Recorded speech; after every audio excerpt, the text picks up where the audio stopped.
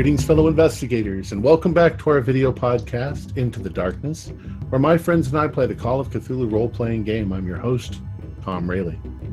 Our scenario is entitled Birdshead, and this is episode 5. It was written by Mick Swan, who is also our GM, and the recap will be given by me tonight.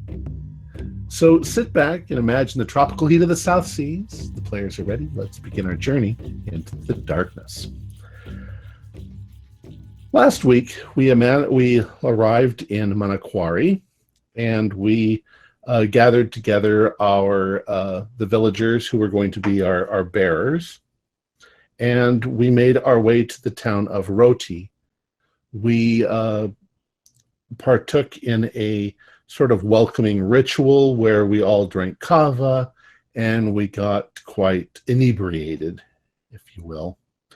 After that, we traveled farther into the jungle, where my character began surveying, and the others went and did their various professions, and that's pretty much where we were. Mick, did we arrive somewhere else? Well, when we return to you now, you are on the way, on the final leg, to the village of Andai. Andai. Which is kind of the last settlement before you get to the mountains themselves. And it's So I assume we all are continuing to do what we do. Yes. This is your last day's travel, so you're this evening you'll be spending the night in the village itself. Okay. I'm also showing that to ask some questions. I'm also showing that it's Monday, August 26th. That's correct. 1924.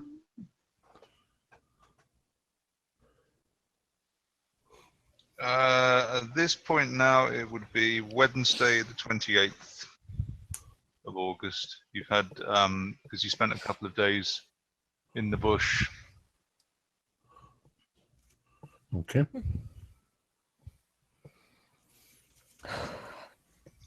Okay, well, I mean, it's another grueling day on the trail. It's hot. It's humid. Your clothes stick to you. You can feel the sun on your back, burning the back of your neck. And no matter how much water you drink or how far you get into the shade, what little shade there is out in this part, you just can't seem to find relief from this appalling, oppressive heat. It just goes on and on and on. But eventually, at about 4 o'clock in the afternoon, you come over a rise, and there you see really rather a pleasant-looking village, which finally shelter from this humidity. I'm going to try and show you. Yeah, I know. It's pretty hot out here. Oh. But things seem to be thriving all around us. Plants and animals, bugs. Oh yeah, lots of bugs. Yeah. Too bad I'm not an entomologist. There'd be a wealth of insects to find here. Here you go. There's a picture of the village of Andai, Oh. which is quite a large settled village. There's a river runs next to it, and behind it you can see the terrain gets higher, but it's quite a nice lowland, arable lowland village. Quite pleasant. Yeah, it's got quite extensive gardens, and they're quite happy people. The village itself is quite small. There's about 9 or 10 families live there. And Oh, you probably reached the village, I'd say about 5 o'clock. 5 o'clock in the evening. And there's the one or two of the men, the bearers, are, if not from this village, at least related to people from this village. And Wepu speaks a bit of the language. You're sort of reaching the geographical extent of his language area. But there are other men in the tribe, other men in the train of bearers who speak various other languages, and he speaks. They have a common tongue, and he can communicate with them. They can communicate with other people. You can communicate with it. You may be going through 3 or 4 levels of translation to talk to people, but you'll be able to communicate with people to some degree. The reaction to your presence isn't as really as friendly as your arrival in Roti. They're interested that strangers have arrived, and they're welcoming, but they're not bending over backwards, and they don't sort of regard your visit as a particular honor or as a particular burden. But they're being pleasant, and it's made quite clear that you're just here for the night, and they find somewhere to put you up. It looks like it might possibly be a storage shed most of the year, but at this time of year the crops aren't ready to go in. So yeah, it's What sort of crops do they grow? there's a variety of fruits. There's a lot of sago. There's a lot of starchy tubers, kind of like sweet potatoes, sort of. A few other things that you don't recognize, which might be of interest to the biologist in the group. Yeah. Yeah, I'm interested in that. Of course I am. Well, I mean, I have no idea what they are. You can probably, I would say, you probably have a word with someone. You could almost certainly get some seeds from the people in the village, and that sort of thing. In terms of your academic mission, that's fine. You're given very basic food to eat. It's not a great feast. They don't seem like a poor village, but they don't particularly seem like they want to make much of an effort. This is not a time of the year when they have an abundant store of food. There's a lot of food growing in the gardens, but there's very little ripe and ready. And we've brought some with us so that we can share with them, rice and some of that sort of stuff. True, good plan. Yeah, that certainly helps to ease the way. Now this is the last village you're going to be staying in the valley. So after this, you're heading up into the mountains. Okay. Well, hopefully it'll be cooler up there. Do the maps that exist include in this far, or have I been surveying all of this up till here? The maps that you've got, so the maps you've been given are very rough, and they show a river, and next to the river is just a cross and an S for settlement. I see. So it doesn't have the name of the village. Doesn't show any of the local geographical features. There's just the route of the river, the position of the mountains. So based on the picture that you showed me, that you showed us a few moments ago, is there high ground, within maybe an hour's walk, where I can turn around and then look back into the valley and survey it without getting lost? Probably, yes, I would say so.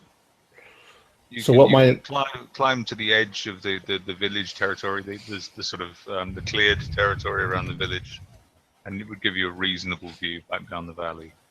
I'm If you planning go on too far getting away up. from the village, you'll be into heavy foliage. I'm planning on getting up at the crack of dawn. Okay.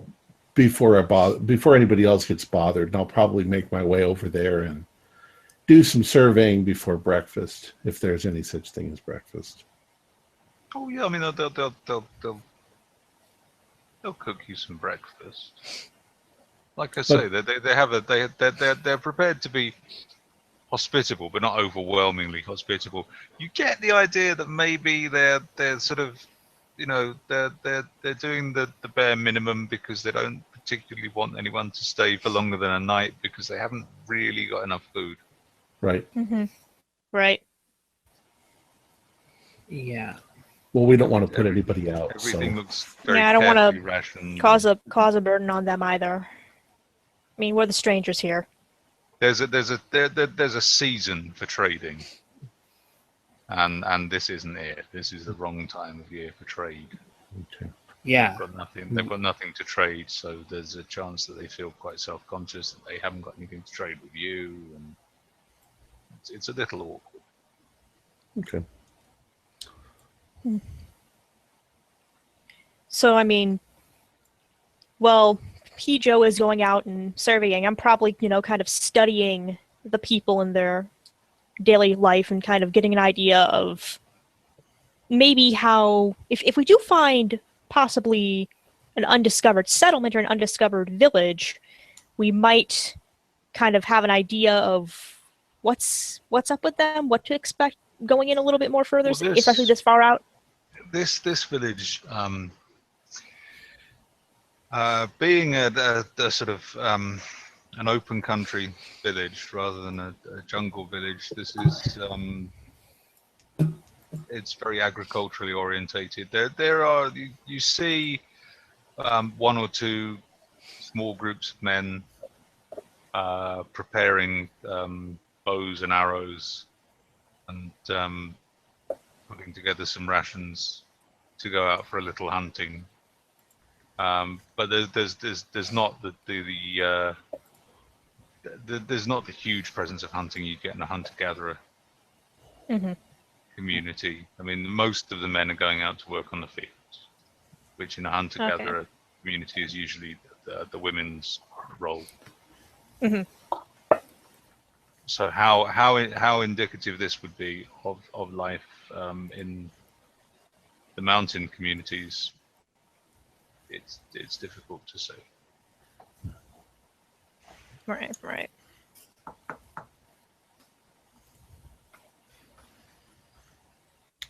Well, Okay. as you said, it's 5 o'clock, so Yeah, it's getting late, isn't it? Yeah, well, I mean, by the time you've had some food and been shown to your lodgings, it's starting to get dark, and yeah, they're not putting on much entertainment for you, so may as well just, unless anyone wants to do anything, skip to the morning. Well, I'm beat, so I'm gonna turn in pretty early. I mean, we've been walking pretty much all day, nonstop. Yeah. Mick, is it possible for me to maybe speak with some of the villagers to get kind of an idea of some of their stories of what's beyond in Birdshead? Because my mind is just drawn back to that story of the albino tribe. Mm-hmm. And the roping, too. I mean, wasn't this where that guy took that picture of it flying over the roofs? So I'm curious as to what their belief system is, and what they believe is beyond the peninsula and what's within the peninsula, because you said that they're all kind of communicating with each other, so they kind of have. I'm not saying they have to, but they may have some sort of interlocking religious pantheon or something like that.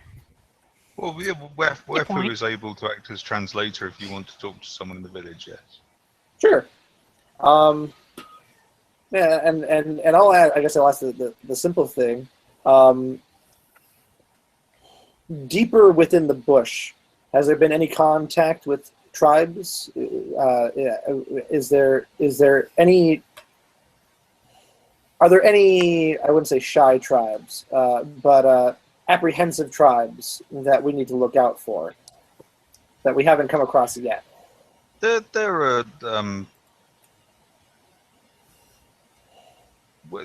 It's difficult for you to tell the minutiae of what the man's saying to you, because he's being translated through Wepu, and Wepu's then relaying it to you. Mm-hmm. But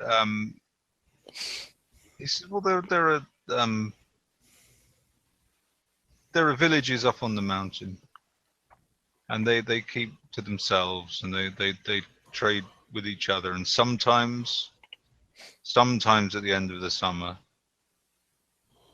some of them might come down here. We don't have much contact with them. They have a different custom to us. But we know a little of their stories and the things they tell us. What would you like to know? I guess since one of our main focuses is the Ropen, I suppose anything related to the Ropen, if there's any link with, because in my head, any link with prehistoric animals, any link with dragons, anything like that. There could be stories passed down orally, and maybe even through cultural osmosis. This tribe has stories that were relayed by another tribe and another tribe and another tribe. Oh, he's the man that you're talking with is quite familiar with the Ropen. It's a big. They're flying. They live up in the high country. They're up in the mountains. Up in the mountains with the other tribe, other tribes. Well, I don't know. They stay away from the Ropen. They don't live in the same part as the Ropen, but if you go up in the mountains, they say you can see the Ropen flying around at night. You can see them. They shine in the night like lights. Do the other tribes? Would they avoid the Ropen out of a fear thing, or is there a respect thing? Is there some sort of like divine presence about the Ropens, or do they understand it's an animal, they fear it?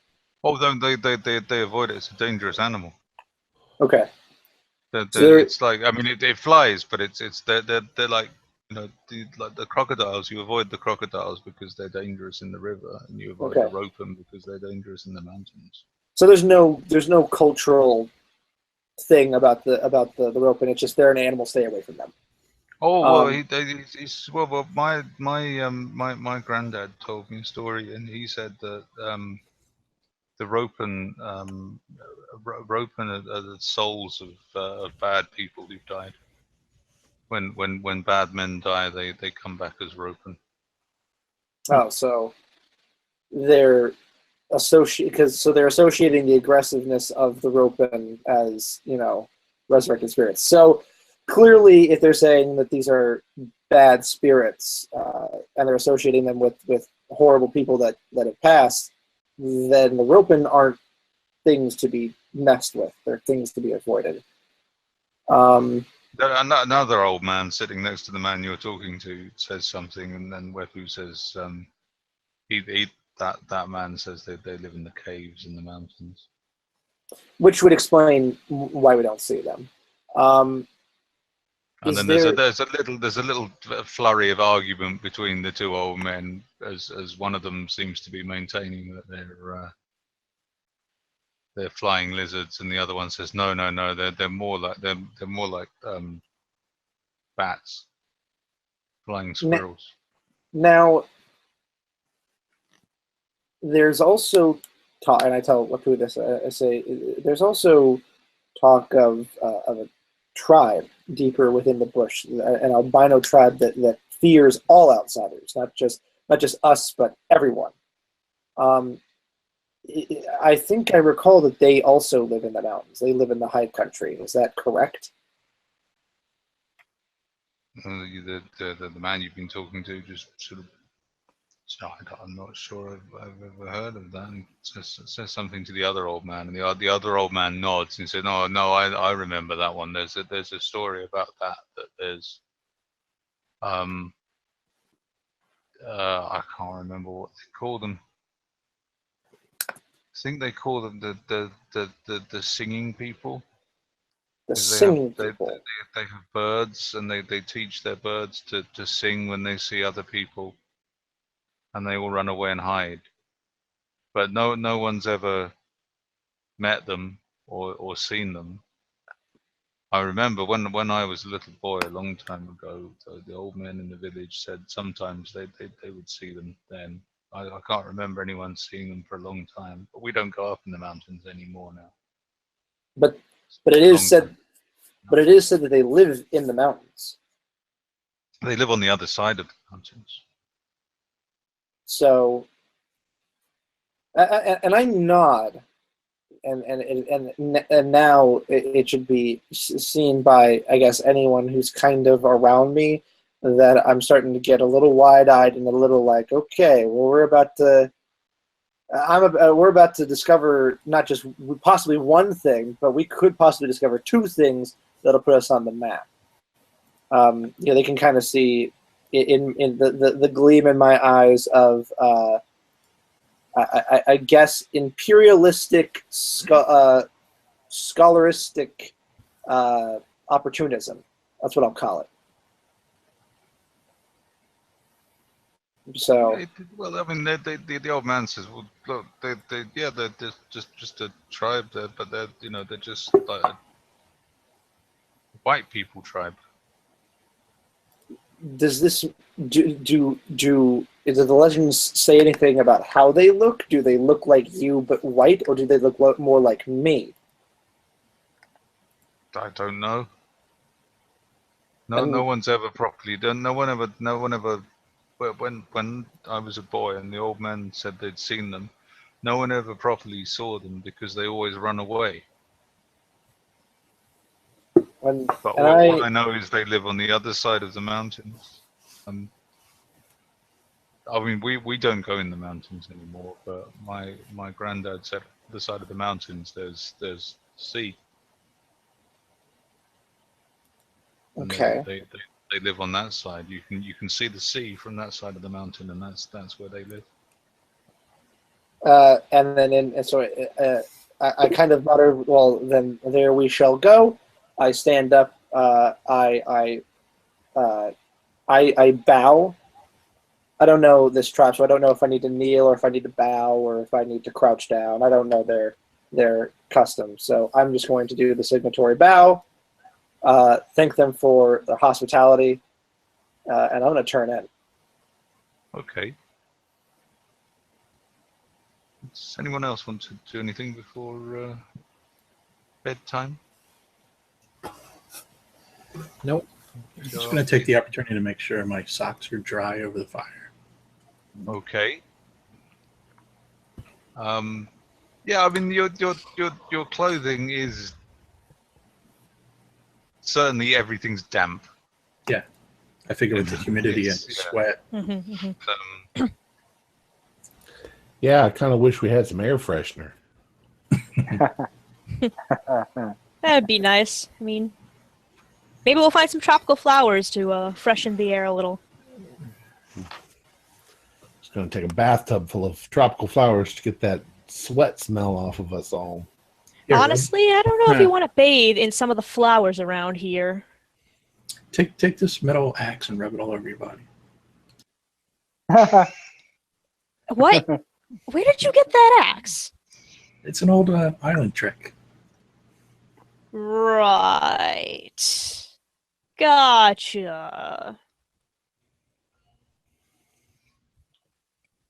So, Yeah. having performed your toilet and deodorized yourselves to the best of your abilities, is there anything else you wish to do this evening? It's been a long, hot day. I just want to relax and go back to surveying early in the morning. Yeah. Mm-hmm. I figure I mean, before we leave tomorrow, we can maybe look over the village and see if we recognize anything, like maybe from the photos. Because my thought is maybe, I think this might have been the village where they photographed the supposed Ropin flying over one of the buildings. So if that's the case, I want to try to find that building and see if that was actually the case. There is nothing that I can tell you now that there's no building that looks like that. The building you saw was very much a sort of Western style structure, and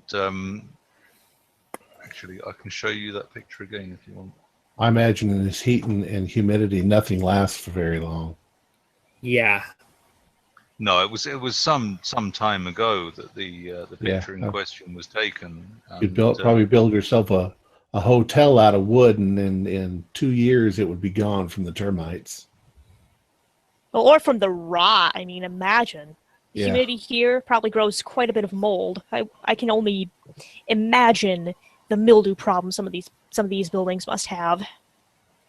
Well, that's why they probably sleep on the floor, right? They don't have furniture. They use hammocks, but they're very rudimentary hammocks that just have 3 or 4 strands of cord. It's quite a knack to sleep in them. Now, if you look at this, you can see this is quite a big Western building with what might be a window. Of what look like they might be proper roof tiles or slats of some sort. And there's certainly nothing like that in this village. Okay, gotcha.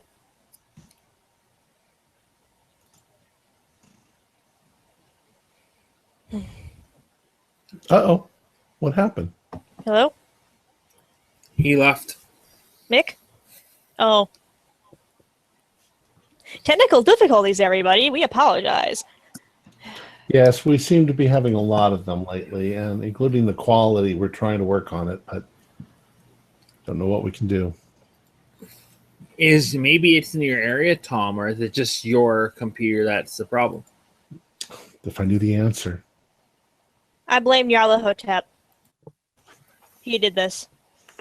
Well, I'd like to kick his ass. We came, we saw, we kicked its ass.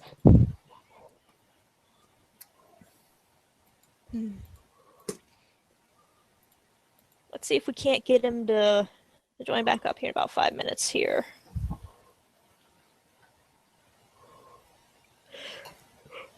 There he is. There he is. There he is.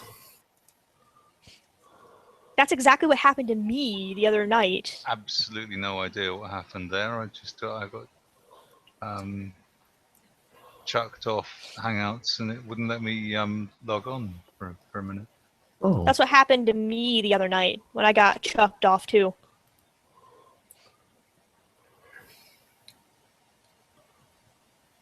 it's okay. I'll cut all this out.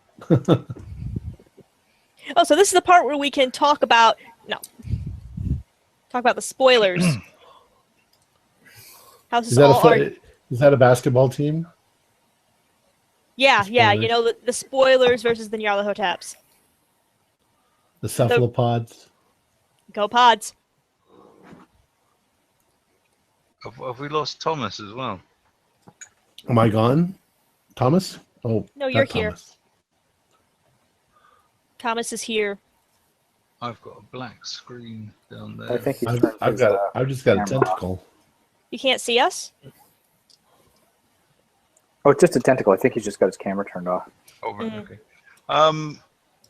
Okay, so unless anyone else wants to do anything, we can skip straight ahead to the morning. Nope, I'm Okay. turning in. I'm tired. Okay. It's not a bad night. I mean, it's quite cool up here. Oh, that's good. At night, Yeah. it's not bad at all. It's your lodgings are very basic, and you can certainly from time to time in the middle of the night you can hear things moving about in the room with you. which are probably mice. You hope they're mice. Please be mice. Please be mice. I hope so. But no, nothing untoward happens during the night. Everything I is fine. imagine that one of the things we've all had to get used to was the constant chirping and twittering of bugs and buzzing. Oh crickets yeah, and yeah, frogs. yeah. It's very noisy at night. I mean, Noises like that. Even here on the plane, it's quite noisy at night. And Well, you as long know as they from don't have your cicadas. orientation, you're fully aware of the fact that it gets once you hit the jungle. Jungle is alive all the time, everywhere. Yeah. As long as they don't have cicadas, I'm fine. Don't like those? A little nerve-wracking, isn't it? No, All those this are noise. the bugs from hell. Mm. Oh. Oh, Okay, so early in the morning, Pijo, you get up Yeah. and trek to the top of the rise. And it's still there's- nice and cool in the morning, so it's Yeah, it's quite nice, and there's a path that leads up towards the mountains, and that goes up to the edge of the ridge. Right. You imagine that's probably the path you're going to be following later in the morning. okay. From there, you can get a reasonable view of the valley and the area you've just come from. There's further valley down to the south. It looks like it goes down for several miles. You can see with the naked eye, you can see what might be one or two plumes of smoke in the distance that indicate that the presence of habitations or other villages or something. Okay. So it's quite a densely populated area by New Guinea standards. So I do my surveying and make my notes and draw my map. You need some Okay. assistance with that, don't you? For holding the rod and such?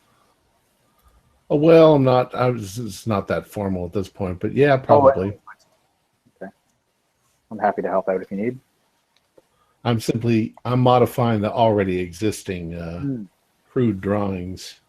Soon we're going to be in a territory where there's no maps at all. So, Oh yes, once you head over that rise, the rise that you're sitting on now, and Yeah.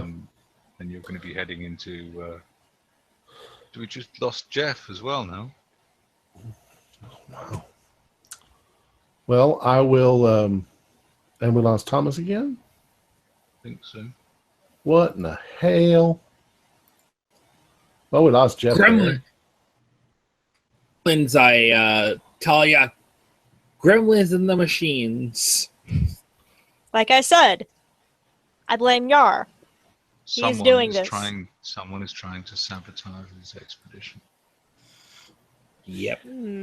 but they're doing it in a meta way. How are you going to role play that then? How are you going to do that? I feel as if somebody is watching us. By the time you've finished your survey and you get back to the village, the others are eating some breakfast. They've saved you some. Or the villagers, pardon me. Oh, I do apologise. The villagers have saved you a little breakfast, which consists of just some grains and some fruit. And the bearers are already checking their packs and getting ready to start marching up into the higher ground.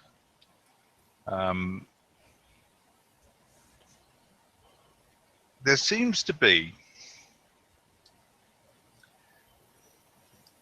a general air of dis-ease. Not disease, dis-ease. Probably that too. Okay, in the jungle. Among the locals at this point.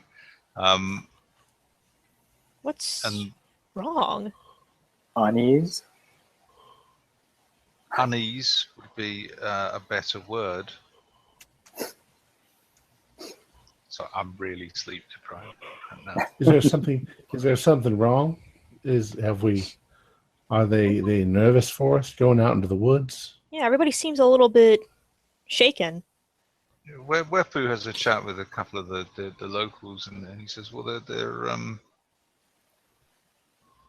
they didn't say much, but they're just saying that they sometimes, he said, they sometimes deal with people from the mountains, but they never go up in the mountains for some reason.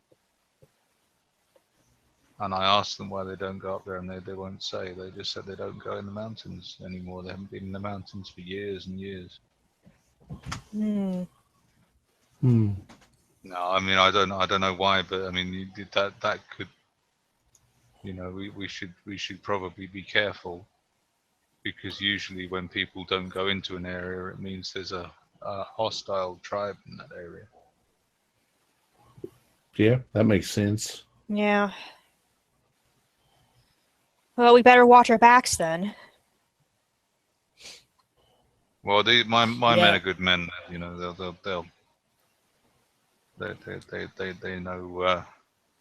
their way about. They've never been up here, but I mean they spend their lives in the jungle. They're all good hunters. Mhm. They're all good strong men. So we'll be all right, and we won't. I mean, if we see the markers of someone's territory, we can walk around that. I'll show you the markers if we see them. Yeah, I was just Yeah, about good to say point. that, Blue. What does the mark look like, just so that we can avoid It depends on the people, but they'll put up a sign. It'll be in the path, so you have to walk around it to get into their territory. You can't miss it. Mm-hmm. Well, I'm all packed up and ready to go. Right, same. Me as well. Let's get to it to get to our next camp. I'll happily help take up the rear of the train of people. Mm-hmm. Well, I have a machete, so I can help kind of be up in the front, kind of whacking some of the vines out of the way. I also have a machete too, so both. So I I have a can shotgun. kind of, Right. Well, I mean, at first it's reasonably easy going. You get up to the edge of the ridge where Picho was this morning making a survey, and there's a track leading up into the mountains. But the further you go up the track, the more the track closes in, and it doesn't look particularly well worn. It doesn't look like anyone's been along this track for quite some time, and months rather than years. But as you get The jungle further reclaims its own. into the denser foliage, you find that whilst you can still kind of tell where the path was, the jungle has very much reclaimed it. So now you're having to hack with the machetes, and it gets quite things go quite slowly, and everyone, I do apologize. Everyone is taking turns, because hacking through the jungle in this heat, back-breaking work. God.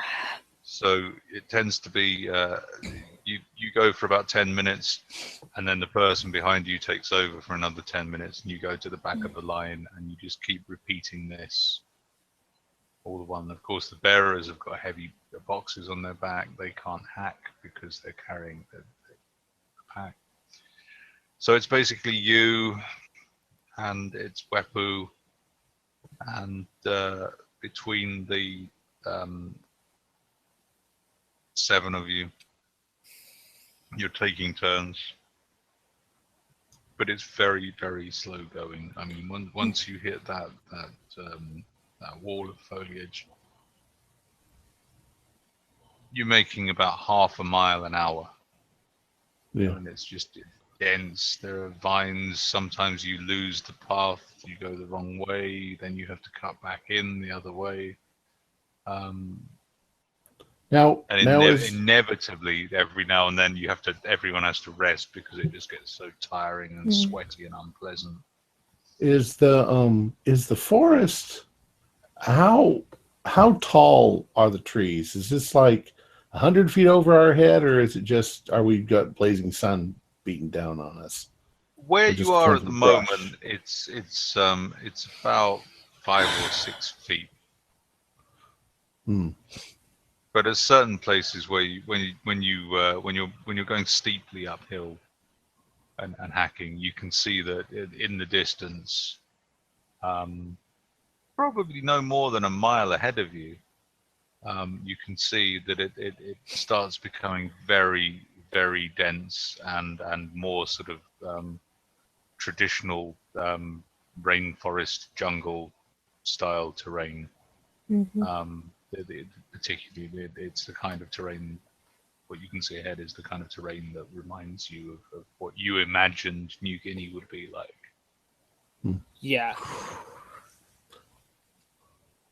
It's a little claustrophobic, almost a little frightening. It's nature in all her glory. It is that. You're right. I kind of like. I know it's hot, but I kind of like doing this kind of forest kind of thing. Well, as long as we don't encounter any rats of unusual size.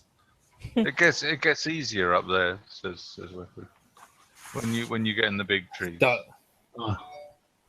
I hope so.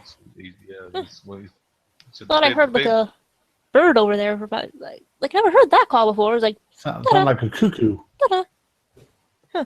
Cuckoo. Kind of like a cuckoo, yeah, a little bit. As long as they ain't a roping. I don't think anything could fly through these, especially if it's as big as a roping. So you guys noticed when we were up on the ridge that I could sort of see some smoke way out here. There's probably some villages up ahead, but possibly getting to them is gonna have uncontacted. to be really awful. Oh, there's about there's loads of villages, lots of villages in the south. Says Weckle. This is just the first of the villages. There's villages all the way down the valley. Lots of people living down there. How do they cut through all this jungle and foliage? Well, Same way they we just they live on the in the valley, and they clear for their gardens. They burn to make their gardens, but they don't go far into the jungle. They don't go up on the mountain. Don't know why. I didn't know that. I always thought they hunted on the mountain, but last night they were saying they don't go there. And they didn't explain why they didn't go there. No, I don't think they know. They just said that they don't go there anymore. Well, if we're going to do any proper surveying, we're going to need to go there. Right. But once we get up on that mountain, you'll be able to survey quite a bit. Exactly. How long do you think it'll take to get there, PJ? I'm not the expert on chopping trees and getting through the jungle, but it seems like we're going to cover maybe 3 miles in the next 5 weeks. It's impossible to tell. Yeah. How long it will take you, because it's unmapped territory, so you don't really know where you're going at this point. We'll just have to. We are quite literally in the middle of nowhere. There is a path, and the path just goes up at the moment, and you can certainly see that there are several peaks above you. One of which is particularly large, which must be Bonnie-Rao. What's the? I'm going to try to pay attention to the attitude of the men. the Wepu and his men. That's a like, good in other idea. words, are they approaching, like, is there any care to be quiet, or is it just we're out in the woods and you know what I mean? I'd say the two things you notice most about the bearers is that, first of all, they don't stop and drink anywhere near as much as you are.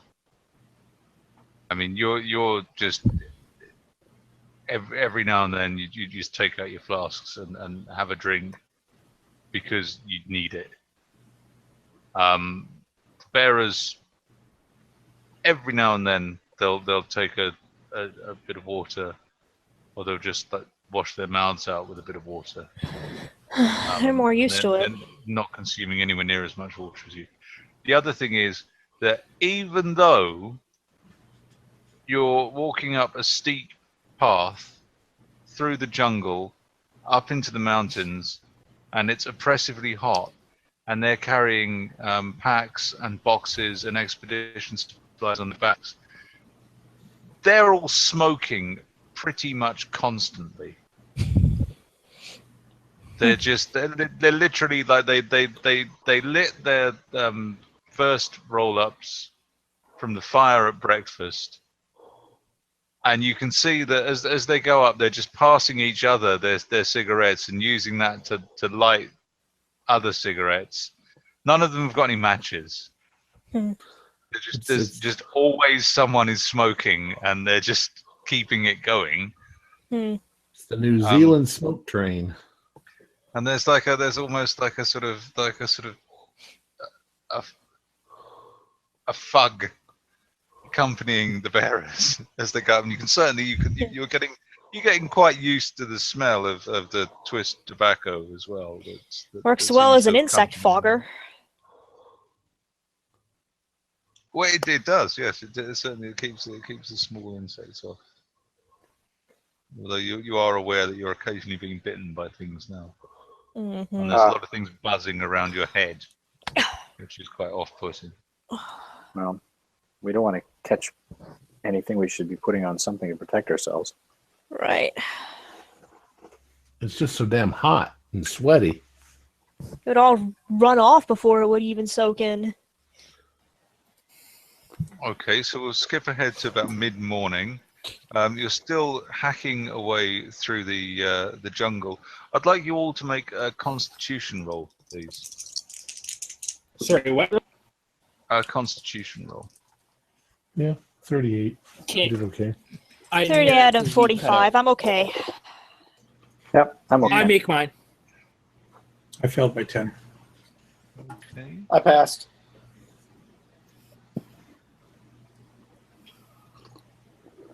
Uh-oh. Did we lose Mike again? Oh, Nothing. Hello? No. Nothing. There's nothing to worry about just yet. This is Oh, I don't like That's never a good thing. These are cumulative Constitution roll.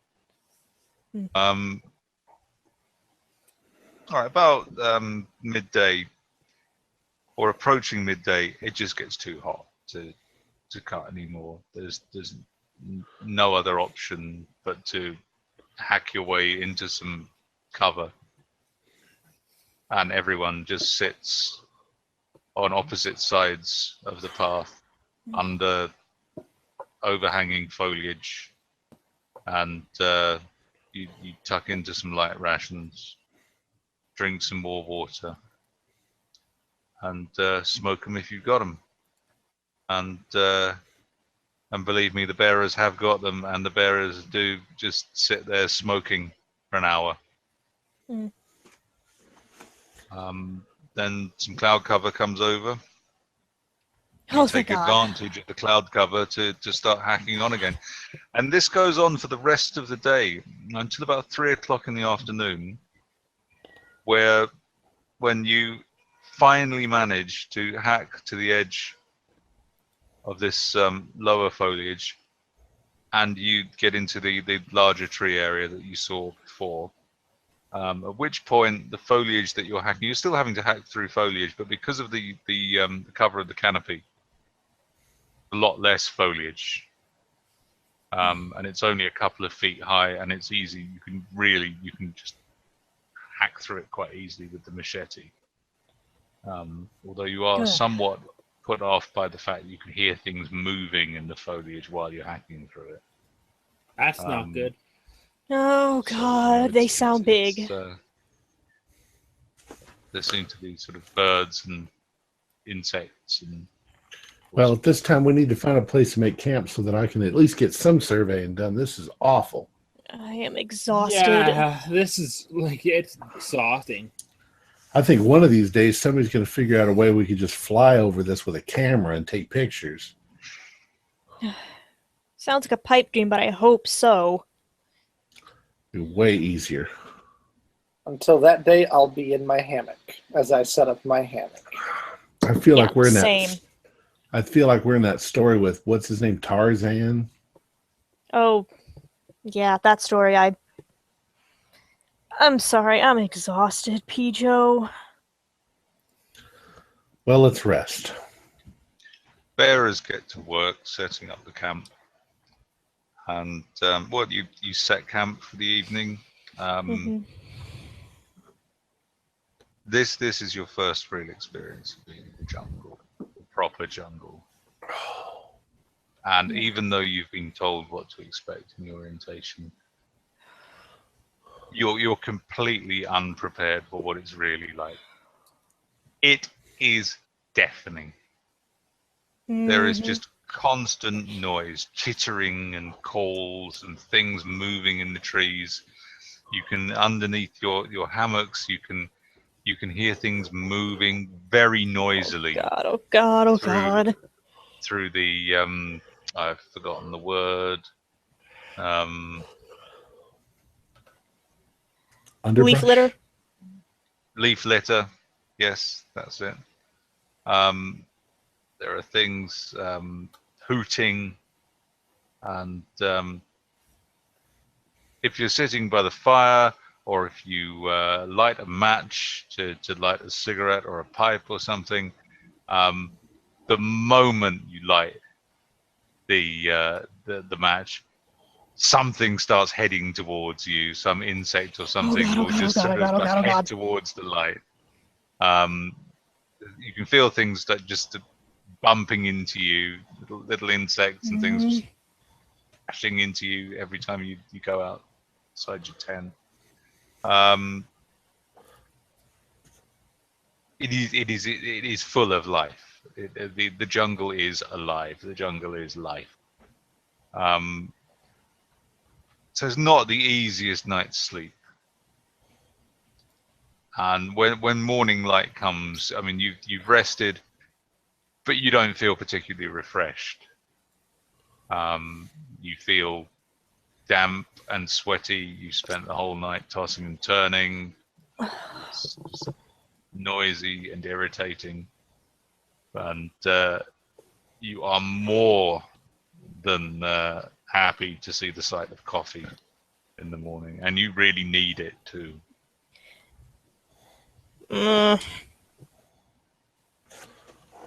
It's kind of vaguely motion trying to get the coffee and pour it.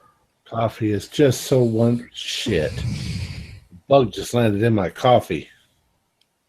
Oh yeah, that happens a lot as well. Yes.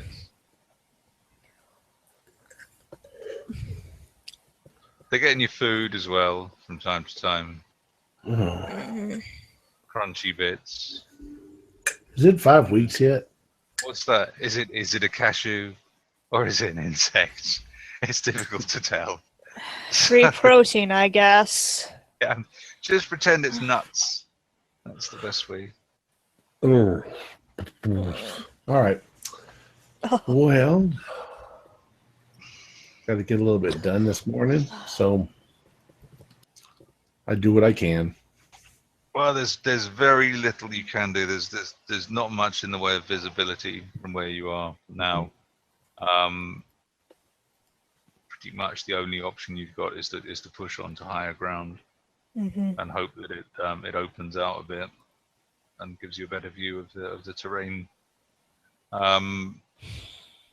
You make better progress than you did before, and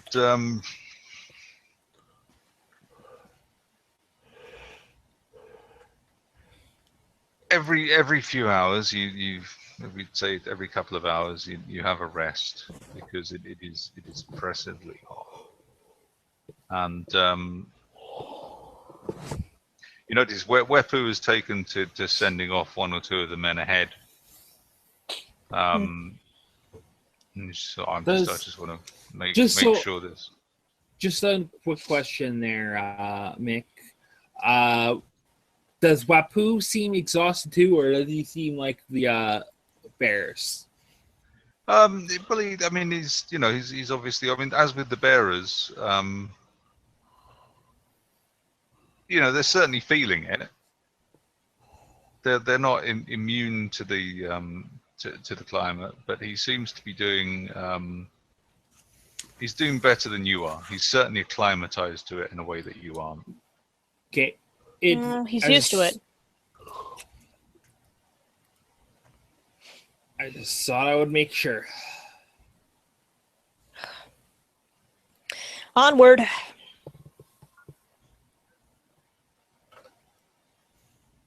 No, I didn't get that. You went robotic and broke up.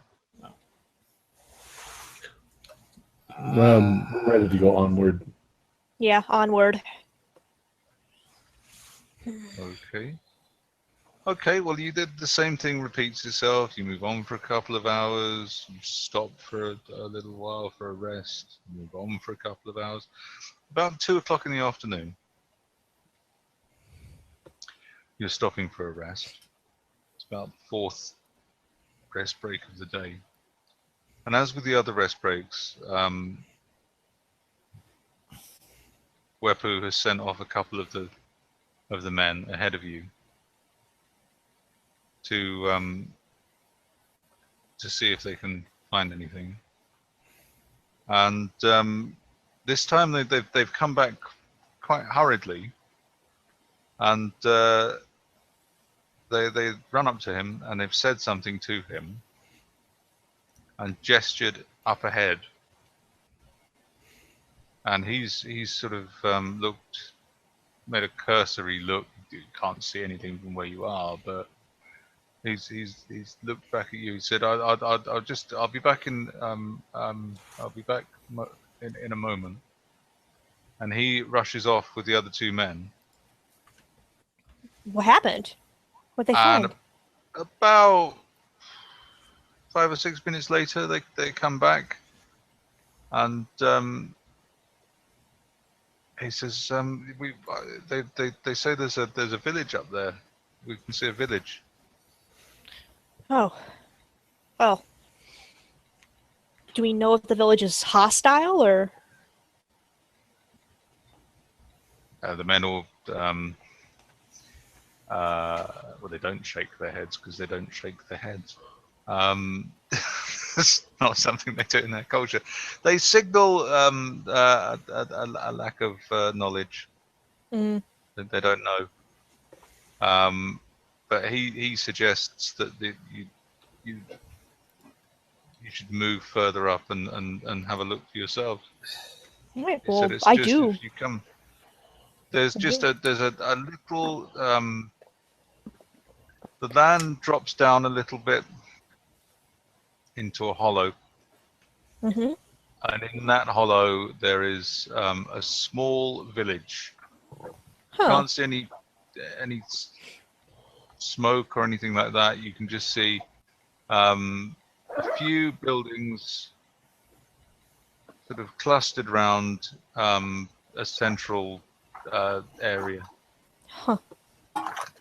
Well, if we're going to be going up, to that, we might want to be careful not to scare the people there.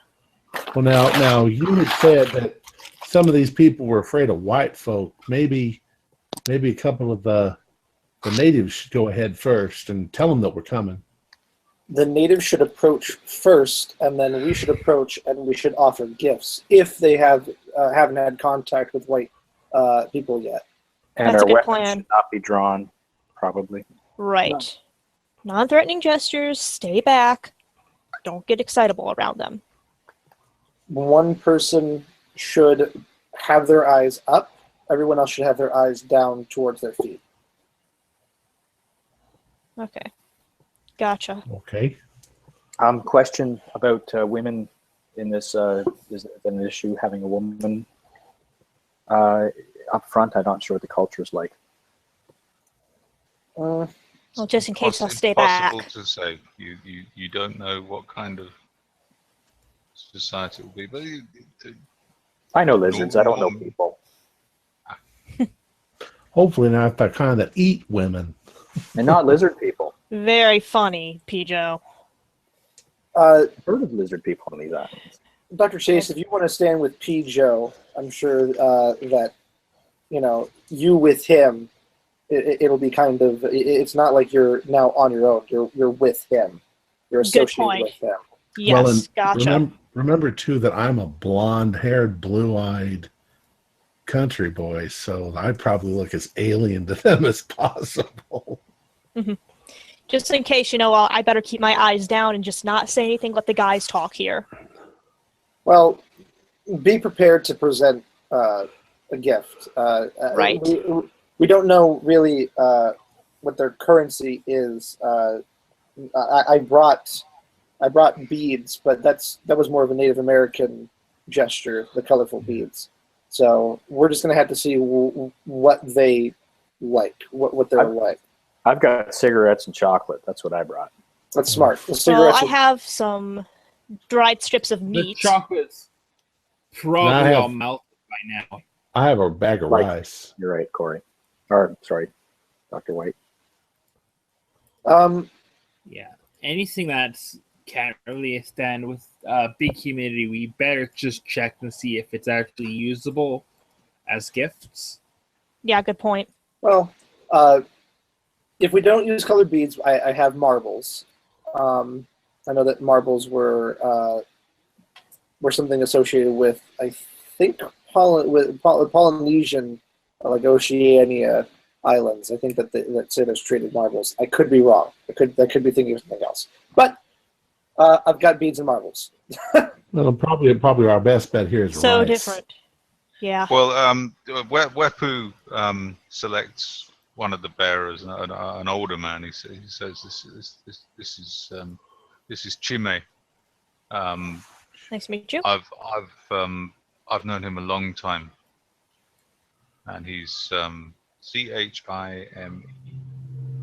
I've known him a long time. He's a good man. And I'll send him down, and he can see what's going on down there. All right. Okay. He'll be all right. He'll be okay. Well, there's nothing very much you can do. He sets off down to the village, and all you can really do is sit and watch him as he walks down there. And you see he moves quite hesitantly. He gets to just outside the village and stops for a moment, looks around, and then slowly walks into the village. He gets into the open area. And has anyone got any binoculars? Yes, I do. Sure. Well, the surveyor would probably have Yeah, binoculars, I definitely have. and the binoculars. ornithologist would. Oh yeah, of course, yes. If you've got binoculars, you can see that he gets into the middle of the village, and he takes his machete from his belt, and he takes the small bag that he's wearing over his shoulder, and he puts them both down on the ground by his side, and he stands in the open area in the village with his hands out either side of him, and stands like that for about 30 seconds, and nothing happens, and he, still with his hands out by his sides, he starts turning round and looking around the village. Do we see Then- anyone? No one at all. How many huts are we talking here? A dozen, 2 dozen? It's about 7 or 8. Okay. Abandoned village, maybe? The you can see from your binoculars, you can see Shimei picks up his machete and his bag, and sort of almost backs out of the village, and returns at about sort of 10-15 minutes later, makes his way back into the clearing where you are, and starts talking to Wefu.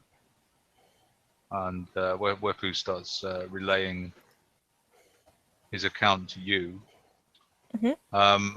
And Shimei says, there's no one there. All the buildings are clean. Everything's been swept.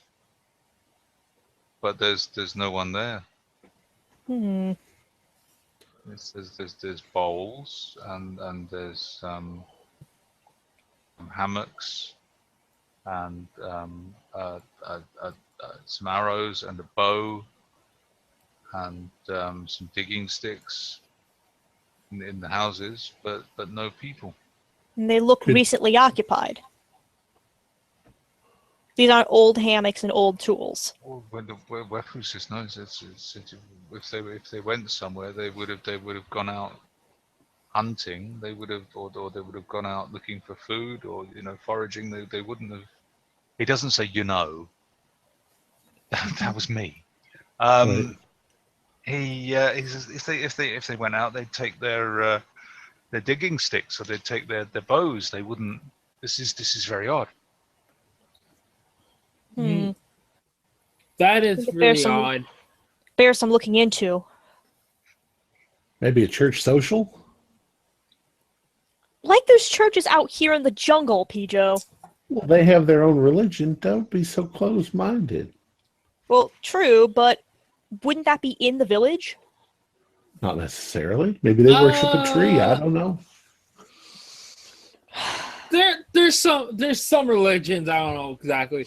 They could be on a the whole village could be on like a hunt, or Maybe It some would- sort who knows of. what's It happening. would seem odd that they would leave the village. I mean, surely there'd be old people and children that would stay in the village. Yeah, wouldn't there? There's Well, nobody there at Could all. they It all could just be- be hiding? It could be an enlightenment journey, or they thought something terrible was going to happen and they left for kind of like if there would be like a fire or like evacuation. Well, usually, no matter what, there'd always be a hunter left within the group to protect the group. So maybe it was recently abandoned. That's a possibility. There wasn't any sign. Wepu, do some of these villagers attack one another? Let's stop hypothesizing and go in and look. Yeah, I need to take a look at this. All right. Could they just be hiding in the bushes? It's possible. You don't know how isolated tribes are going to react Right. to the presence of strangers. Let's You be know, careful. Suppose it's an ambush. Would they have cooking fires? Like, could we see if the fires are still warm? Yeah, that would be There- my first there are- shot. There are no fires burning in the village. Shimei. Can we see well-worn paths leading out of different locations or directions, rather?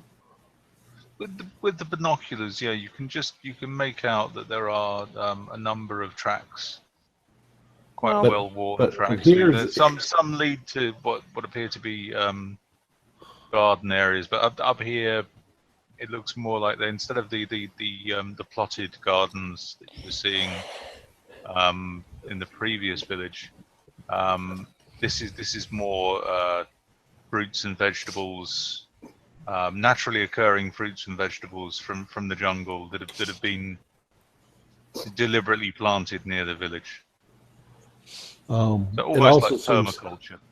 also seems kind of unlikely that they would leave without taking their most precious items, which would be their bowls and their Right. digging sticks and stuff like But- that. In many cases, their But only items. Joe, maybe they didn't have a choice. Maybe they had to leave. They'd still. I mean, if this is all they've got, Okay, their whole lives, let's stop. they'd take it. Let's stop conjecturing and let's get down there. We need to see this for ourselves up close before we jump to any conclusions. Yeah, we need to get into the village and wander. Take a look around. Respectfully. Yeah, I would follow. I would let the bearers go first, and then the men go first, and then I would follow. Okay, is that what you're going to do then? I'll take up the rear, though, with the shotgun, because I've been in the jungle a lot, and I'll certainly I'm going to My kind eyes of hang back in the rear with you. do that. Two sets of eyes are good. Good point. Okay, well the bearers get to a point just outside the village, kind of roughly where Shime did, 20 feet away from the entrance to the village, and they set down the boxes and the bags, and they just sort of look into the village. You get the idea that they're kind of expecting someone to come out. In the previous villages you've visited, the procedure has been that they would put their stuff down just outside the village, and then people from the village would come out and meet them. But no one comes out, and with a lot of the men don't really know what they're meant to do next, given that they've arrived at this village and no one's come out, and they don't particularly want to go in because that would be considered quite rude. To go in en masse like that would be quite an aggressive act. Eventually, Wepu goes in, and he repeats the same actions that Shime did previously. He puts his stuff down on the ground next to him, puts his arms out by his side, waits, nothing happens.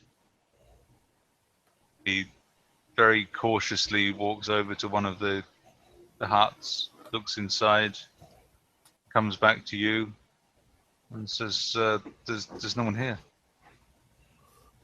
Is there any sign of a struggle? No, but look. And he shows you. He says, "Look, come here, come here." And he takes All you back right, over to the hut where he was, where he just looked in. He said, "Look," and there's a bowl with moldy food in it. Huh. How long has this place been abandoned? It's my question. Ask our botanist. Our botanist should know how long that would take for that mold to grow in this climate. Yeah, I'll do a biology, see how. Probably not very, but I don't know anything about jungle molds. I fail. 27 years. Yes, somewhere between an hour and 3 years. I moved to the center of the village. I'm gonna try to find one of the fires, or where there would have been a fire, and try to figure out how long it's been without like any ashes or anything being there, or like how old the ashes are. What's Thomas Okay, doing? Arthur, what were you? I'm going to load a round into my rifle. I'm going to point the rifle straight up, and I'm going to fire. That's not gonna help. I Hell. turn to the and I Why say, would you do that? I turn to the group and I say, because if there's people nearby, they'll come to the sound. Everyone make a listen roll. Woohoo! I don't. I'm going to drop I to the don't ground know thinking what that somebody's did shooting at me. that. I'm going to Oh. jump. I'm going to try and find cover because Yeah, 24 I failed. I pass. passed. I'm dead, definitely. I by the fail. sound. Has anyone got a hard or an? I just barely make it. I have a hard. You have a hard. Yeah, I have What a was it? 12. It was listen. Where is listen? No, it's not a heart. I give you hack. I give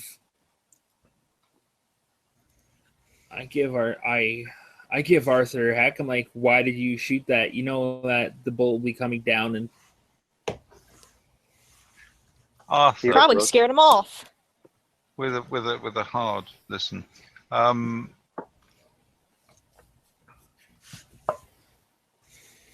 the jungle's a very noisy place, and you've still got the sound of the gunshot ringing in your ears.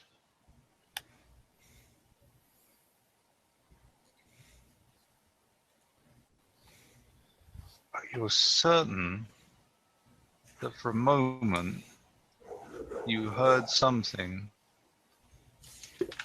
almost like a squeak from one of the huts. I point to the hut, Huh. and I turn to the group with this kind of glare, and I say, "I'm not all books." obviously well- you're not off. But Well, I'll You know, my I shotgun sort of.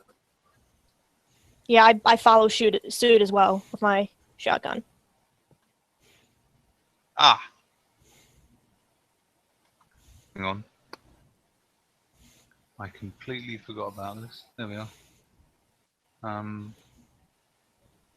have an image of the village, which is now completely disappeared. There you go. This is the village, and this is the open area where you're standing now. You can see that there are. This is the remains of a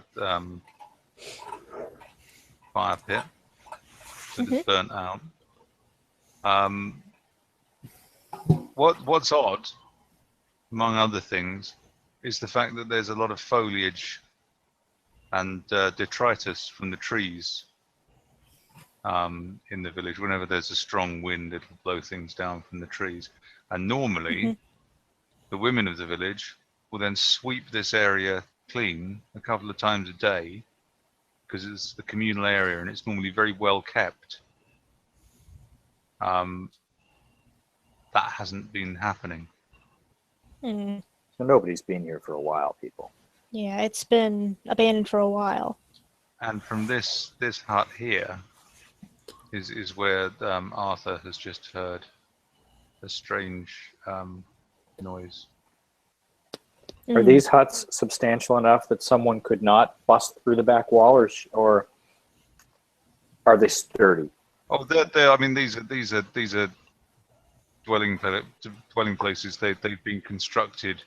You can see here from these ones here, they're constructed of heavy wooden stakes, driven into the ground, with a thatched roof over the top, and then these are bound with cordage with vines and things. They're arranged in this courtyard structure for protection. So the entrances are only facing the inside. Yes. Well, I say we space ourselves around the entrance, and some brave individual. I will go in, and I take my rifle and I'm going to hand it over to Damien so that he can hold on to it. Don't lose it. It's a nice rifle. I'm going to keep an eye on him as he does this. I'm staying back with Damien. Yep. So I'll stack too. arms outstretched in a similar fashion to Wapu and the others. I'm going to hold up my arms and I'm going to kind of sidestep into the hut. Okay. The hut is very dark. Can I pull up my flashlight? Okay. Okay. And I'm gonna light it, and I'm gonna do a little pan and scan. Make a spot hidden roll. What is my spot hidden? It's probably not very. Oh my God! It's a 70. All right, 58. Mucho That passed. excellent. Yeah. You spot all the hidden. Muy bueno. They're going to end up worshiping you as the god of light. The god of all-seeing. In the corner of the room, it looks like some you can't even tell what bits of wood, fabric, bark cloth, possibly a sack or a bag or something, have all been piled up in the very corner of the room, almost like a little shelter within the shelter. Okay. I mean, I have an assumption of what this is, but I'm going to approach just one step at a time, arms outstretched. You know, making it known that there's no weapons. I'm just a guy. And, you get about 5 or 6 feet away from the little shelter, and you can very clearly hear a sort of whimper. okay. Oh, good thing I kept this on me, because this stuff never goes bad. And Nick, you'll know that never goes bad. I reach into my pack and I remove shortbread. Okay. Good Yeah. plan. Unfortunately, I don't have any salt for it. So I am going to take it. I'm going to put it on my bandana. I'm going to tie the bandana up, and I guess I'm going to just kind of toss it into the shelter. Okay, there's a little sort of bump from inside the shelter, as though something has startled back, and nothing immediately happens. It's okay. I can wait. Just kind of peering around the doorway, watching him do this.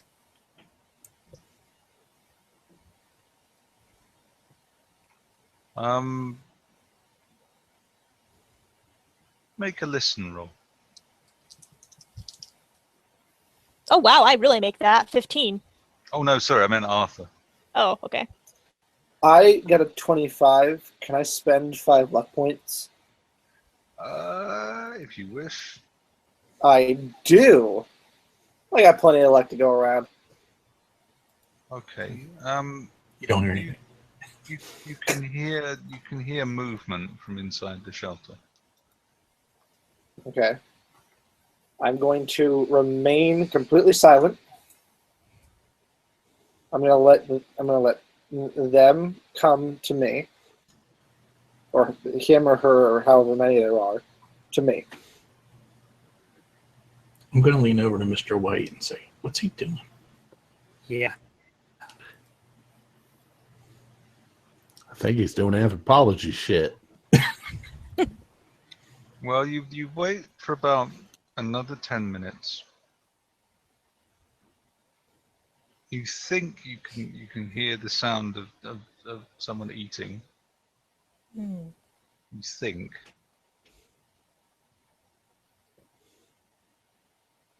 Okay. And then, just as you're resting your flashlight on your knee and absent-mindedly looking around the rest of the shelter, a small dark shape emerges from the shelter. Quickly or slowly? Cautiously. Very, very, very, very slowly and cautiously. All right. So Nervously, even. Arms still outstretched. I'm gonna lean down to my pack. I'm gonna kind of use my left hand to rummage through, kind of like pushing past my Dutch oven and everything inside, to try and reach for another shortbread. And when I feel it in my hand, I'm gonna kind of stiff arm reach up with it in my hand, kind of outstretched. Okay.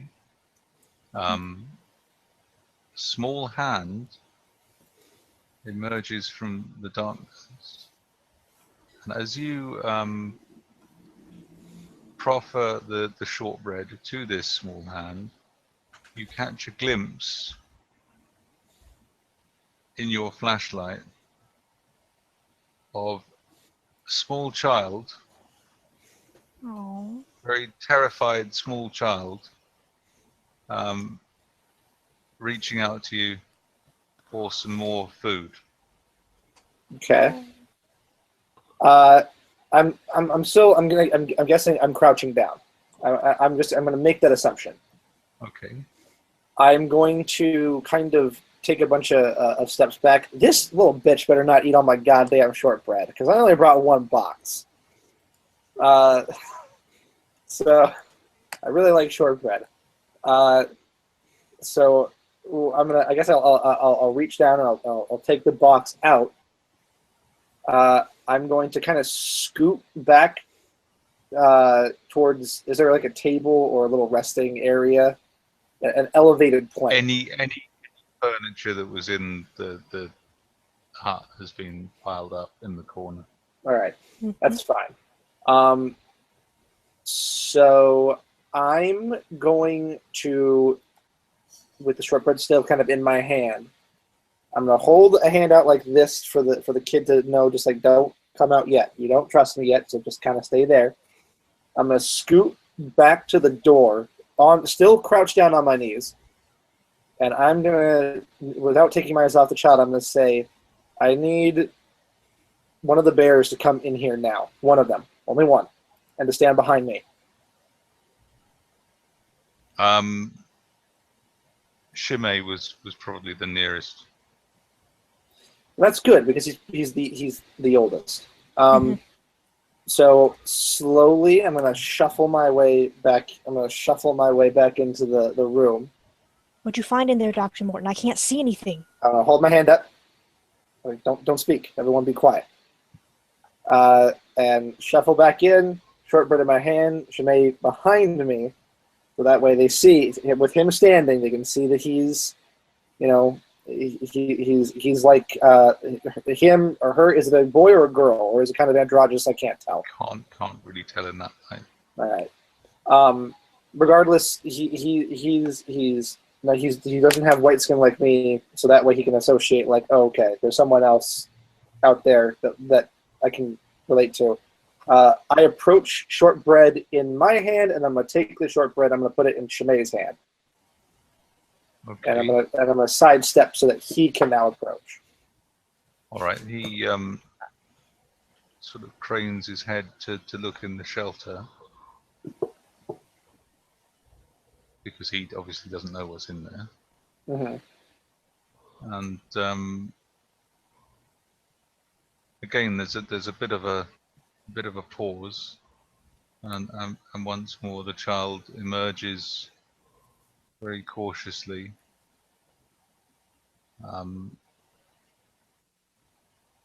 from its shelter, and Shimei hands her the food, and she starts eating again. And Okay. he says something to her. You don't understand what he says. Yeah. And she looks up at him, but she doesn't say anything. And he won't understand anything I say to him, so No. there's no point in trying to give him instruction. Actually, well, I mean, I can try. I kind of tap Shimei on the shoulder, and I make hand gestures, body language, essentially saying, "Her bring outside. We can't keep her in here." Mhm. Now, what would you roll for that? I want to say language own. Persuade. Persuade. I don't know because it's body language. It's So not I don't know. persuading. Maybe I Dex. Oh boy, if you roll a 99, he's gonna chop the little kid's head off just like you told him. What about psychology? No. Good it's point. more- What about I what would- about intelligence? That yeah, sounds okay, reasonable. yeah. Sounds reasonable I'll to me. go for that. All right, I can do an Just like intelligence. Raw intelligence and problem solving. Yes. All right, so 25. So that's beyond a heart. Okay. So- he seems to understand you. Okay. So I'm going to. So is he crouching down as well, or is he standing? He's crouching down, Okay. and So- he's talking to the child. Okay. I do not want to be above his level, so I'm going to remain crouching. Okay. Anthropology stuff is fun. No, I kind of see vaguely that they're in there huddled around something. I still can't really tell what they're huddled around, but it seems pretty clear that we need to back away from the door, so I start backing away from the door. What the hell's going on in there? I think they found somebody. I've got to find the stats for that character, that NPC. Oh, where is he? Ah, there we are. Okay. Persuasion. Oh, he's a very persuasive fellow. Okay. You can't. I mean, she doesn't seem to be responding to anything he says. But nonetheless, after he's offered her the food and talks to her for a little while,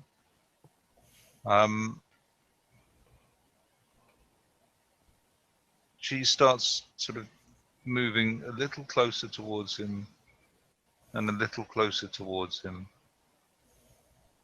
And then after some time, I mean, it's a quarter of an hour, 20 minutes of this. She gives him her hand, and very slowly, step by step, the two of them walk to the door. And she gets quite nervous as she gets to the door. She can see that there are people outside, and she gets a little worried and almost pulls back. But he says something to her, which seems to reassure her. And they emerge together with her. She's almost unable to keep her eyes open. She's blinking in the daylight. Her eyes aren't used to the light. Now, I mean, I see this does child she and I look- immediately feel for her. what's like her condition look like? Yeah, is she sick or is she like emaciated or anything? She's very dirty.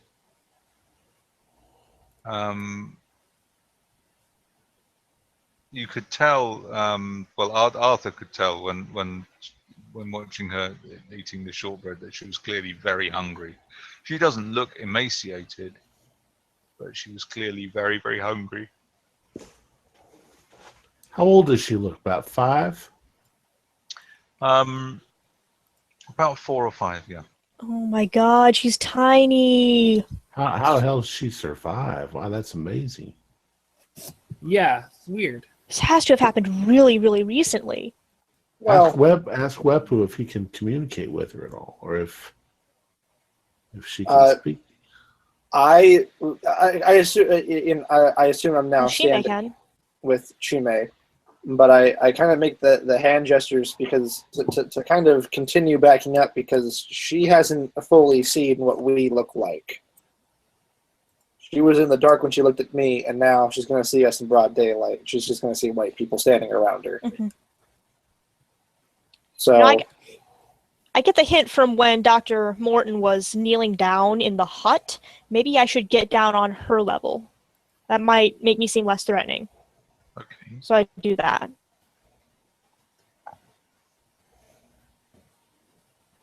So I'm gonna look at Lepu, and I'm gonna kind of wave him over. Okay, comes over to you. And I'm gonna say to him, "Let's try and figure out what happened." But the second something is wrong, we need to pull back. We need to stop. It looks like we're camping here tonight as well. We can't just leave this little girl out on her own.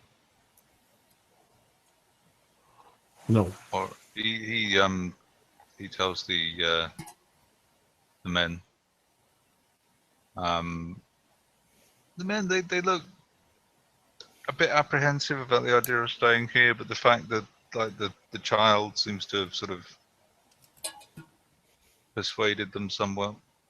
If a child can survive, then we can all survive. Mhm.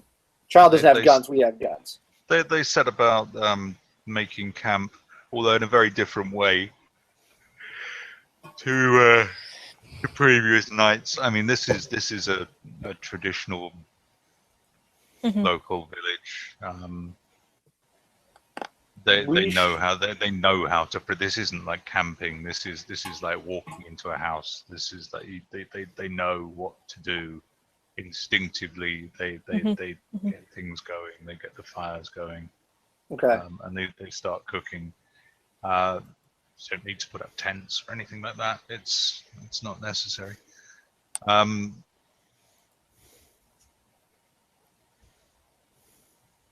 Wepu is having a conversation with Shime, and there's a bit of to and fro between the two of them. And then Wepu comes back over to you and said that she won't say anything. She's very scared. Probably traumatized. And he said, Shime said that he's from her face, he can tell that she understands him. You know, that's the only language that people in this area could possibly talk. We're too close to the valley for anyone to speak any languages that he doesn't know. He knows the people of this region. He has relatives. His relatives live further down the valley, but they speak a language very similar to this language here.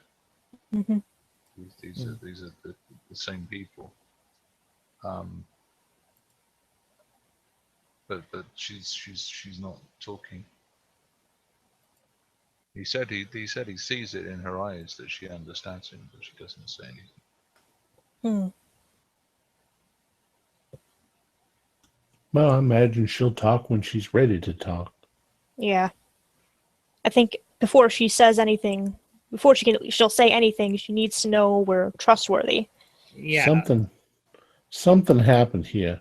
Something traumatized this child. Well, something's happened to these villages because nobody's going to leave a child behind them. What if the village fled because of the child? I'm sorry, what was that? What? Well, I'm sorry. Superstition and all? Maybe the village left the child here on purpose. Well, Maybe. Actually, Miss Jack, I am starting to believe that. I think that might be the case. I'm not so sure. It would be more than likely, wouldn't they take the child out into the woods and leave him there rather than abandon the village? Yeah, and she wouldn't have been cowering like Arthur mentioned if she was just left here. Maybe she wants you to get close to her. I bet you that something happened to the village. I agree. Up. Do any of you have psychology? I have a little psychology. I have psychology. If any of you would like to try a psychology roll. I have psychology of lizards. Nope. So I- Is she acting lizard-like? She's really Yeah. upset because her tail fell off. Oh, It'll grow back. You know how Poor that works. child. It just.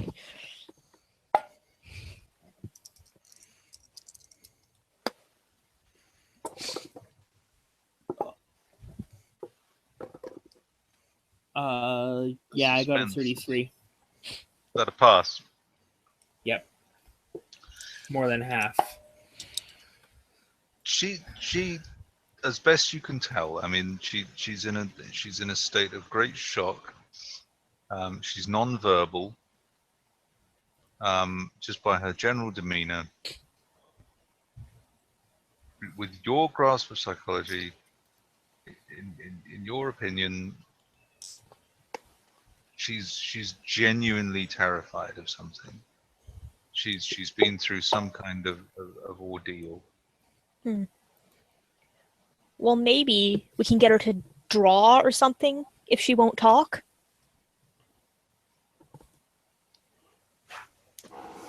well, even without psychology, you can tell that if let's say a rival tribe came here to attack and Mama said, hide under that table, and then they lost. She was left here under the table, and the last thing she knows, she got out from under the table, and there's nobody here. Mm-hmm. I'd be traumatized too. True. Well, maybe she might react better to a female. I mean, pretty much everyone here except for me is a dude. So maybe if I try doing what Arthur was doing and offer her some food, maybe she will relate to me more. Just be sweet to her. Maybe she'll. Or show her the photo of the rope hand. Yeah. Oh, don't traumatize her further.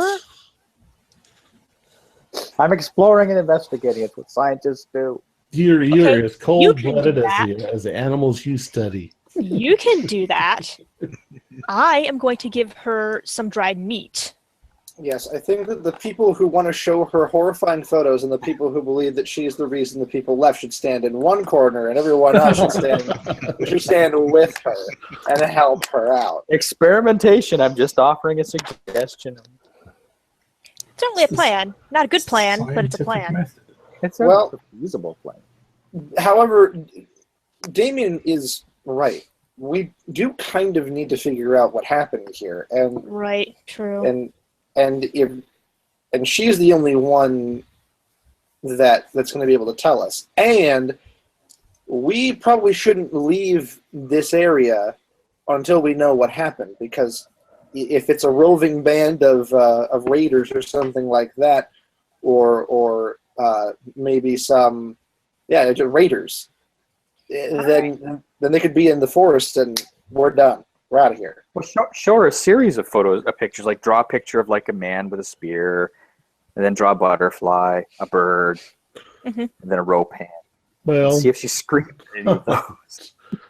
cold-blooded, like a giant alligator. I'm a You're cold-blooded. herpetologist. Well, no. That's not a bad idea. Well, It does isn't she a bad idea. Do It isn't a bad idea. Does she react any differently to me kneeling down and giving her food? Like, does she seem more receptive at all? Flap your arms. Sorry. She takes the food again hesitantly.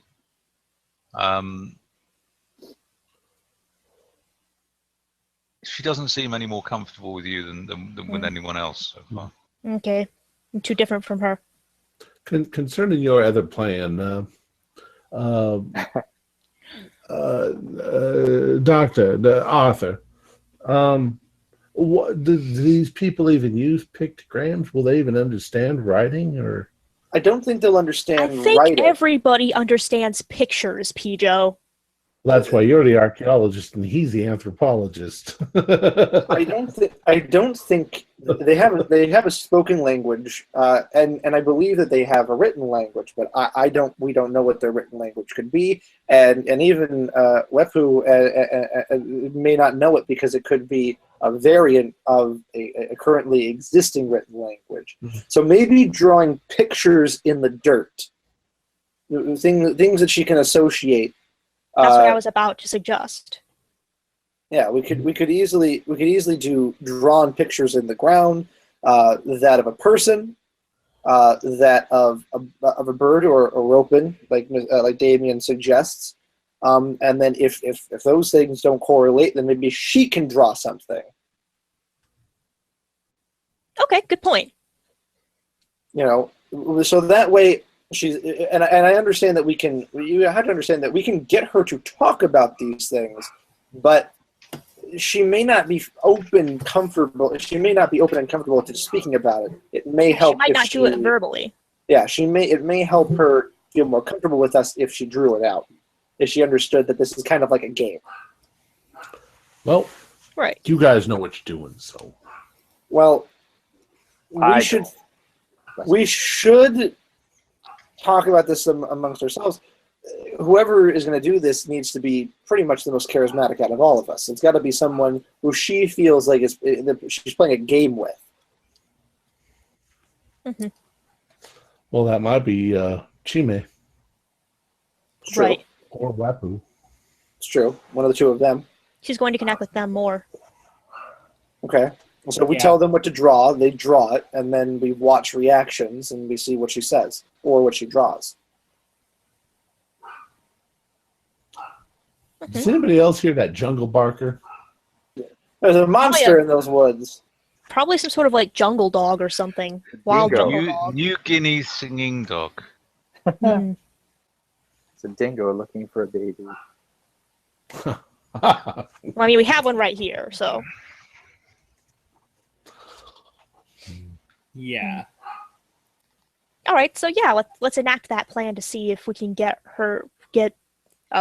drawing going on, and we can communicate that way. Okay. What are you going to draw? I'm going to draw a person with a spear. There's a little stick figure with a little spear. Okay, she looks at it and looks at you blankly. Okay, I look at Chime and I say, "Can you see if this is what happened to her village? If this is the bad thing that happened?" She just needs to shake her head or nod her head. He says something to her and she doesn't reply, or I'm gonna take that as a no. Yeah, like like Damien said, she's gonna have a reaction to the thing that did this. There's gonna be a reaction. So this is not right. So I'm gonna scratch it out, and I'm going to begin drawing a pterosaur from a bird's eye view. So wing to wing, and then kind of a pointed angular for the beak, and then a tail. You're skipping right over butterfly. We're skipping right over butterfly. We're going right to the soul. Oh yes, those giant killer butterflies. They wipe out many villages in Papua New Guinea. You never know. Frogs. I say aside to Jack quite quietly, I say, I wonder if they figured that if they show this little girl the boogeyman in a picture, that she's not going to have a reaction just because it's the frickin' boogeyman.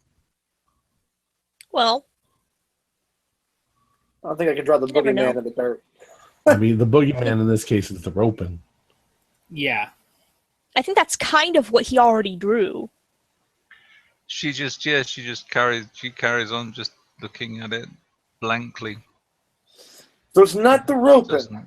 Let me see the picture and see if I can draw it from the picture. So I kind of look at the picture and I'm like, he did say that bulbous thing on the end was apparently its head. So maybe if I draw kind of like a pterodactyl thing, but with like a long neck and like clawed feet and like this weird like like bulbous thing on the end? Does Don't she we have react to a that? photo? We could just show her the photo. Good point. Yeah, the photo. Okay, just show her the photo then. Yeah, she's just almost looking through it. Oh, there we go. She's in shock. Mm-hmm. It's Gila monsters. Dingoes. You have to go all the way to New Mexico to find those Gila monsters. That's You true. don't want to mess with a Gila monster, boys.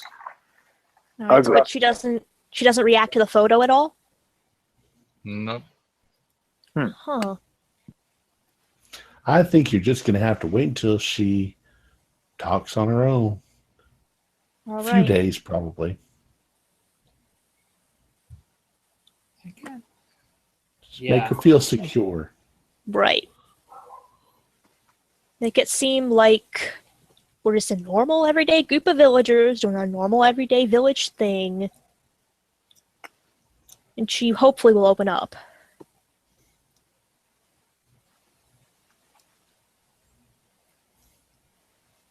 So what are you going to do now? I'll Well, get how Dr. late in the Morton day is it? chocolate to pass on to her. How late in the day is it? It's about 4:15 now. All right. Might as well sleep here. I mean, we can't just leave her here. And she's probably not going to leave the village.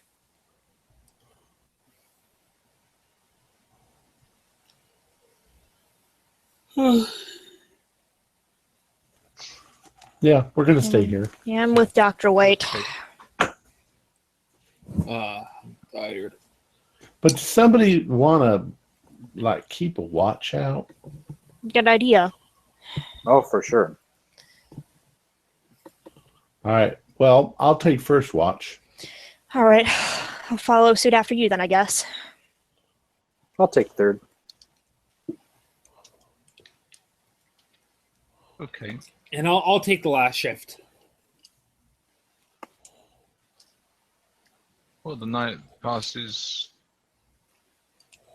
really quite uneventfully.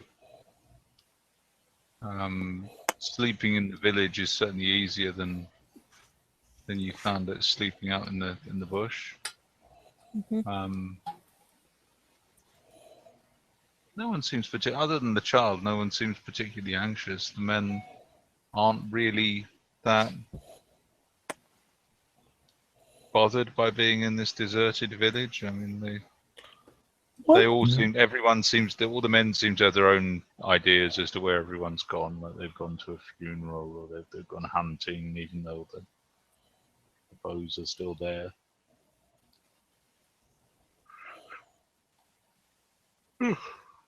One or two of them think that everyone went out to look for the kid, and the kid came back while they were out. Good point. That's funny. No, Of course, it looks like they've been gone for a month. A lot of this gets shared over breakfast.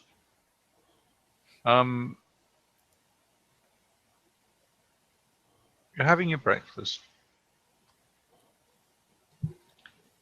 and really just sort of trying to wake up. It's very difficult to rouse yourself in this heat. Mm-hmm. When hold on a minute. 1, 2, 3, 4. Dr. Ordu,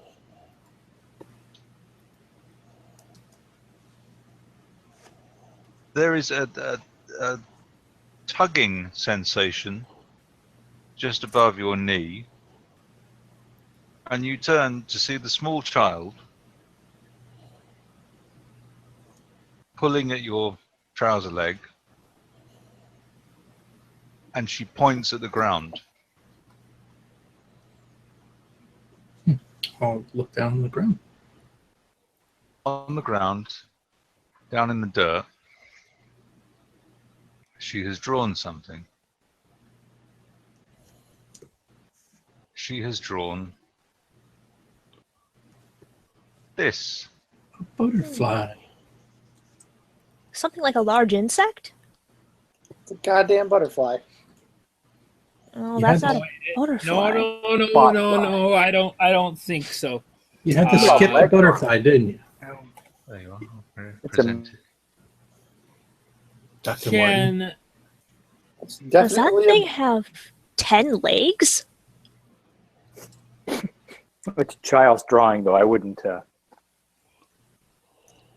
it's Okay. a bug. It's probably a butterfly. If it has an antenna, it's an insect. Yeah. Some sort of bug. Just a bug. One set of wings, a lot of legs. It's Mothra. Whoops. That doesn't exist. Mothra. She probably thought it was a. She probably. Rodan, where's he? We're finding a Ropin. So where's Rodan? This Rodan, this Mothra. The Ropin is Rodan. Yeah, we're gonna see Rodan and Mothra fight. So I kind of looked at the group and I say she probably thinks that the drawings on the ground were some kind of game that we were playing with her, and so she drew a butterfly. She just drew an insect. Well, have Chime ask if that's what did this to the village. All right. So I'll ask Wapu to translate over to the child to ask if this butterfly is what killed the whole group, the whole village. She points at the picture that she's drawn in the dirt, and then she points off up the mountain, Oh, okay. and that's where we'll leave it for tonight.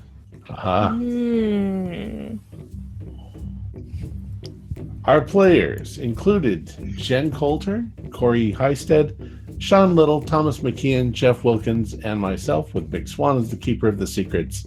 Please consider visiting our Patreon site. If each of you contributed just $2 or $3 a month, we would be able to cover our expenses without any problem.